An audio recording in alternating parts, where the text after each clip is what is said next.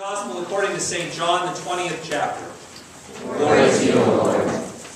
Early on the first day of the week, while it was still dark, Mary Magdalene came to the tomb and saw that the stone had been removed from the tomb. So she ran and went to Simon Peter and the other disciple, the one whom Jesus loved, and said to them, "They have taken the Lord out of the tomb, and we do not know where they have laid him."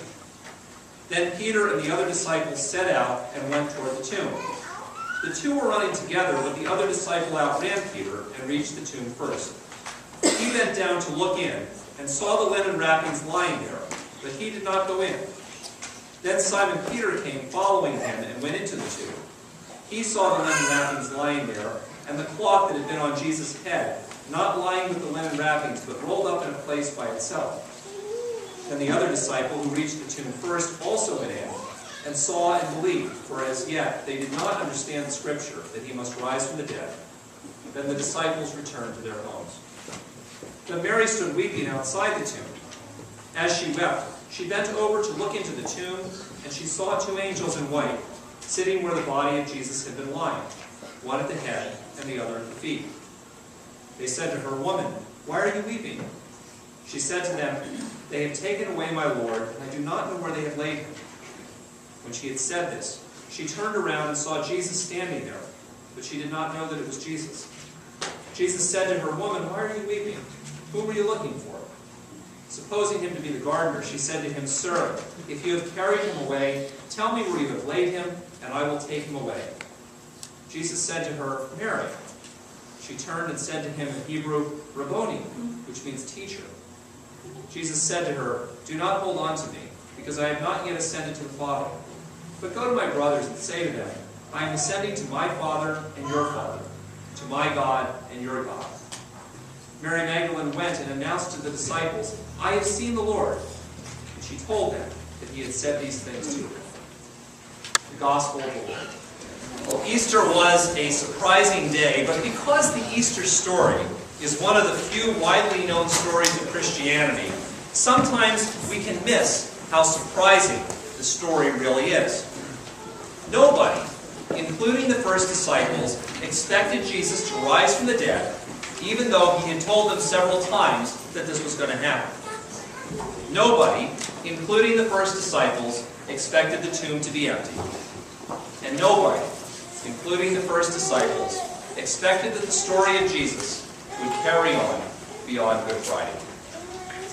The Easter story was actually told because it was God's big surprise. Yet even within this story of a big surprise, there are even more interesting and surprising elements. One of the surprises that I actually hadn't paid much attention to before is in today's Gospel reading, and it's about the angels at the tomb. Now, the angels themselves are not all that surprising. The angels appear in all four of the Gospel accounts. What's surprising is Mary Magdalene's reaction to the angels. Mary is totally unafraid of them. In fact, she's not even surprised at their appearance in the tomb, which is also strange because John says she's standing right at the door of the tomb, which is the only way in or out. You would at least expect her initial surprise to be something like, "Whoa, what are you guys doing in there? How'd you get there?" But she's not surprised. She's not afraid. She's not even startled.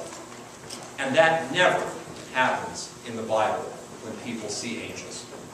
Angels almost always inspire fear and awe, and they totally distract people from whatever they're saying or doing.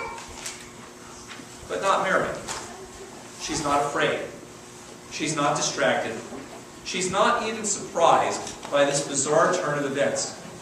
She continues on with her mission to find Jesus' body, carrying on a conversation with the angels as though they were just two regular people walking down the street. It's utterly surprising. In fact, it seems that God was already changing Mary's life through the experience of the resurrection of Jesus, even though she didn't yet fully grasp what had happened. Surprisingly, even before Mary Magdalene recognizes the risen Jesus standing behind her, God was using the experience of the resurrection to change her life. and to make her into the first of Jesus' disciples who were able to move forward and live a new life in this world, in spite of being afraid. You know, she probably was still afraid, but it didn't derail her. It didn't stop her. It didn't get in the way of the mission that she had to find Jesus' body. That experience of the resurrection was already God's action in her life to change her life and allow her to move forward in spite of being surprised. You know, sometimes when you have something and it's really bizarre in your life, but you've had so many other bizarre things happening, it's like, this just doesn't faze me anymore. And it doesn't faze Mary Magdalene. The weird, surprising things that happen don't stop her. The resurrection is God's action in her life to help her to be able to continue to move forward with the mission God calls her to, in spite of the grief and the pain she feels. She's sad, she's in grief, but the difference between Mary Magdalene and the other disciples is she doesn't go back home and hide in the house. She continues on, trying to find Jesus. The resurrection, even before Mary recognizes it or understands it, has become an empowering event which helps her to live in a new way, a way of life in which fear and surprise and grief are no longer the controlling things. In fact, as the stories of Jesus appearing to his other disciples continue, the same thing happens to them as well.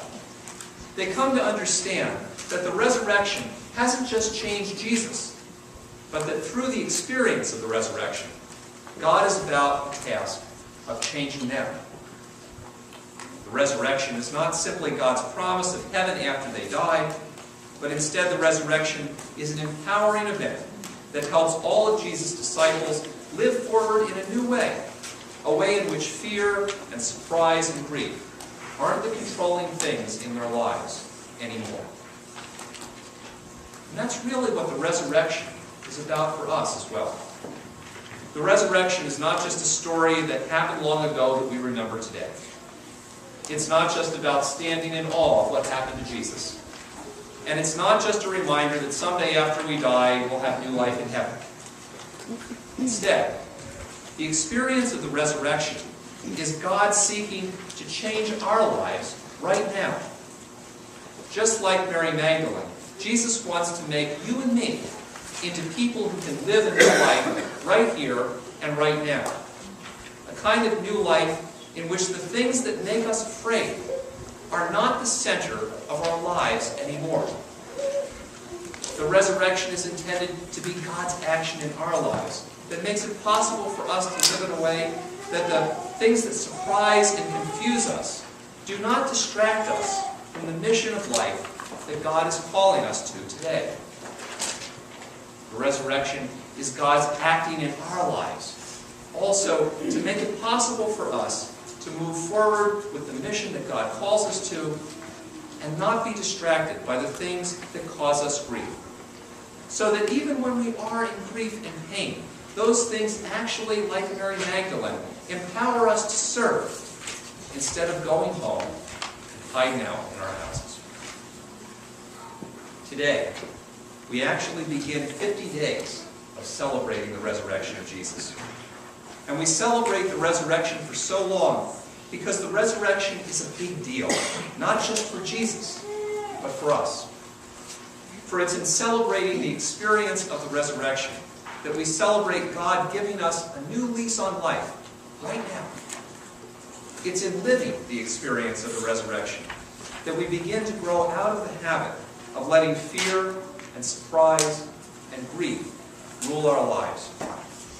And it's in sharing the experience of the resurrection that we help others to experience the power and the love of God, not in some distant time or place, but right here and right now.